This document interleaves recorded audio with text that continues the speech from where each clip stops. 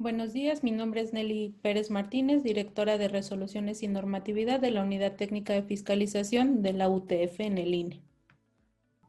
Les voy a platicar un poquito acerca del tema de sanciones en materia de fiscalización. Para ello vamos a abordar 4 rubros: el concepto, el origen de estas sanciones y los tipos de sanciones, así como los elementos que usamos para determinar la sanción correspondiente. ¿Qué es la sanción? Bueno, pues como todos saben, es una consecuencia jurídica que se impone a las personas que eh, infringen una norma. En el caso específico, este, en materia de origen, destino y aplicación de los recursos que son utilizados durante el periodo de obtención de apoyo ciudadano y o la campaña. Por ejemplo, en materia de fiscalización, algunas irregularidades que se pueden acreditar es solicitar o recibir recursos en efectivo o en especie de los entes no autorizados por la ley. ¿Qué es un ente no autorizado por la ley? Bueno, son personas que expresamente la norma les prohíbe participar en las elecciones para mantener una equidad en la contienda, como puede ser personas morales, servidores públicos, entre otros. ¿Cuál otra irregularidad podemos acreditar en materia de fiscalización? Es no presentar el informe correspondiente en donde ustedes le informan a la unidad técnica de fiscalización los ingresos o gastos que reciben, así como el rebase a los topes de apoyo ciudadano y de campaña que tienen.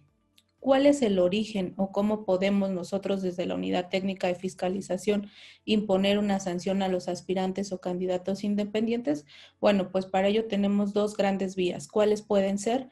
Una es los procedimientos de revisión a los informes que presentan las personas obligadas, y por personas obligadas me refiero ya bien sean aspirantes o ya en la candidatura independiente.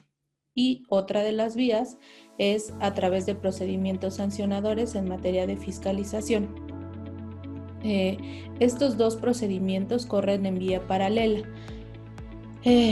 ¿A qué me refiero que corren en vía paralela? Es decir, por un lado, la Dirección de Auditoría de la Unidad Técnica de Fiscalización se encuentra revisando los procedimientos, la información y documentación que ustedes le hacen llegar a la Unidad Técnica de Fiscalización respecto de los ingresos y gastos que están recibiendo para su apoyo ciudadano o para su campaña. Y por el otro lado, puede ser que la Dirección de Resoluciones aperture un procedimiento sancionador, bien sea por una queja o bien por la vista que nos puede dar o los hechos que nos pueden hacer del conocimiento otra autoridad. Es decir, por un lado es la revisión propiamente que hacemos en la Unidad Técnica de Fiscalización desde la Dirección de Auditoría, y por el otro lado es la facultad investigadora de la Unidad Técnica de Fiscalización, donde nos allegamos de diversos elementos mediante diversos mecanismos, como puede ser preguntarle a los proveedores, preguntarle a las personas que les están realizando aportaciones, y bueno, con ello nosotros eventualmente determinamos si dentro de la revisión de los informes advertimos alguna inconsistencia, se les hace saber, como ya les explicaron, y bueno, si esta eventualmente no llega a subsanarse, se hace la imposición de una sanción. Lo mismo en el caso de los procedimientos sancionadores, en caso de que nosotros de la investigación que realicemos advertimos que hay una irregularidad en materia de origen, destino y aplicación de los recursos que están utilizando durante su apoyo ciudadano o campaña, bueno, pues vamos a concluir que el procedimiento debe declararse fundado y en consecuencia se impone una sanción. ¿Qué sanciones son a los que pueden ser acreedores? Estas sanciones están establecidas expresamente en la Ley General de Instituciones y Procedimientos Electorales y pueden ser una amonestación pública, una multa de hasta 5,000 UMAS, la pérdida del derecho a ser aspirante o a ser registrado como candidato independiente, y en caso de que ya se hubiera hecho el registro, la cancelación del mismo. Aquí es importante destacar que cuando se acredita la omisión de presentar completamente el informe y comprobar ante la Unidad Técnica de Fiscalización los ingresos y gastos que están realizando, la ley, el artículo que les comento, la LEGIPE prevé que se puede imponer la pérdida del derecho al ser registrado como candidato en las dos elecciones subsecuentes. Sin embargo, es importante destacar que por criterio de la Sala Superior, esta disposición normativa ha sido considerada inconstitucional, porque genera una desventaja respecto de los candidatos que aspiran a un cargo público por la vía de los partidos políticos. Entonces, si bien es cierto, la norma expresamente prevé que se puede sancionar con la pérdida del registro por dos elecciones subsecuentes, también es cierto que la Sala Superior lo ha considerado inconstitucional. Lo mismo pasa ya en el supuesto de la campaña. Si ustedes no cumplen con la presentación de su informe ante la unidad técnica de fiscalización de los ingresos y gastos que están erogando en el desarrollo de su campaña, podemos también imponerles la sanción de no ser registrado como candidato en las dos elecciones subsecuentes. Aquí no hay pronunciamiento expreso de la sala, por lo que se considera que es válida aún la disposición normativa de cancelar, de no permitir el registro en dos elecciones subsecuentes. ¿Cómo determinamos qué sanción corresponde o qué elementos consideramos?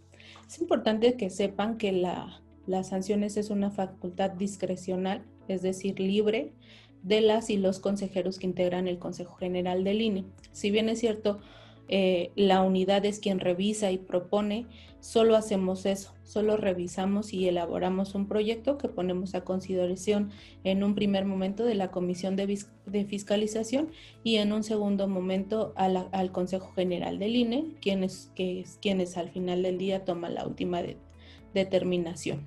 Por eso les comento, es discrecional, que esto quiere decir que no necesariamente a cada conducta, salvo las que les comenté de la omisión de informes, le debe recaer siempre la misma sanción. No obstante, también la propia norma nos da los elementos mínimos que deberemos considerar para determinar qué sanción se debe de imponer. ¿Cuáles son estos elementos? Bueno, la gravedad de la responsabilidad en que se incurra, el bien jurídico de la mano del bien jurídico tutelado que se está afectando, es decir, ¿a qué se refiere con esto la norma? No es lo mismo que en el marco de la revisión de sus informes se omita presentar, por ejemplo, la credencial del lector de un aportante, que se detecten espectaculares que no se informaron oportunamente a la unidad técnica de fiscalización, es decir, que no registraron el gasto que erogaron para publicitar o colocar ese espectacular. Entonces, a eso se refiere en el primer caso, en donde solamente hace falta un documento, como pudiera ser, por decir algo, una credencial del lector. Bueno, pues ahí no hay una afectación como tal al bien jurídico tutelado, que es el de rendición de cuentas y transparencia, sino que únicamente hay una puesta en peligro. Diferente es cuando incumplen con su obligación de informar a la unidad de fiscalización los gastos que están realizando en el marco de su campaña o periodo de obtención de apoyo ciudadano. Ahí sí hay una vulneración a los bienes jurídicos tutelados. En este caso, pues bueno, no tenemos certeza respecto de los ingresos o gastos que están realizando. El dolo, la culpa en su responsabilidad son términos meramente jurídicos, pero por dolo nos referimos a que puede haber conductas en donde sí hay una intención de infringir la norma y además se conoce que la norma y se sabe que está prohibido, ¿no? Por ejemplo, lo que les comentaba. Tenía la intención de recibir una aportación por parte de una empresa, por ejemplo Telmex, pudiera ser que les está regalando o aportando cierta cantidad de dinero. Se sabe que está prohibido por la norma y además se quiere recibir ese dinero. O la culpa, que es generalmente el tipo de conductas que acreditamos. No hay un conocimiento expreso y tampoco se quiere la intención, ¿no? Por decir algo. ¿Qué otras cosas consideramos? Las circunstancias de modo, tiempo y lugar de la falta, es decir, cómo se lleva a cabo esta irregularidad. Puede ser, por ejemplo, también que una vez que se detecta, se tiene el ánimo de cumplimiento, sin embargo, ya no hay forma de reparar la omisión, como puede ser contratar o recibir una aportación en efectivo mayor a 90 UMAS, cuando esta debe ser a través de medios bancarizados o las instituciones financieras. Entonces, se valoran todas estas cuestiones para determinar qué sanción es la adecuada. Las condiciones socioeconómicas del infractor es básicamente determinamos si tienen o no capacidad de pago, de cuántos son sus ingresos, sus egresos, ahí se hace un análisis, sobre todo con base en lo que ustedes nos informan, que es el informe de capacidad económica, que tienen la obligación de presentar las condiciones externas y los medios de ejecución. Va un poco ligado a las circunstancias de modo, tiempo y lugar, es decir, cómo llegaron a cometer esa irregularidad o cómo se dio esa infracción. La reincidencia, en el caso de los aspirantes o candidatos independientes, honestamente es muy complicado que logremos acreditar la reincidencia porque, bueno, no suelen ser las mismas personas las que aspiran constantemente por esta vía a un cargo de elección. Y finalmente, en materia de fiscalización es muy importante el monto del beneficio. Esto va de la mano con nuestros criterios generalmente ocupados. Nos basamos en gran medida en el monto del beneficio o del no reportado, por ejemplo, de los ingresos que no están comprobados, el monto de las aportaciones que se reciban en efectivo. Generalmente este es el que detona nuestro criterio a aplicar.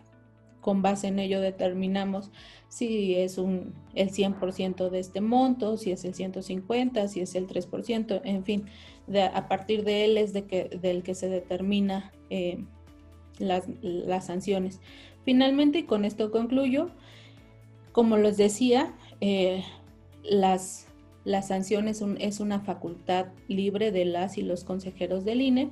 Sin embargo, con la intención de que eventualmente no se impongan sanciones excesivas tanto a los candidatos independientes, los aspirantes y a cualquier ente obligado en materia de fiscalización, bueno, pues la norma prevé un catálogo de sanciones que son las que vimos en la diapositiva anterior, para que con base en ello, si bien es cierto, los consejeros y las consejeras tienen la libertad de determinar la sanción que ellos crean que se adecua mejor al caso en concreto, también es cierto que existe un tope, es decir, no podría imponerse una sanción más allá de 5,000 UMAS de carácter económico, es decir, se busca y se protege en todo momento que no se impongan sanciones excesivas. Y con esto estaría concluyendo.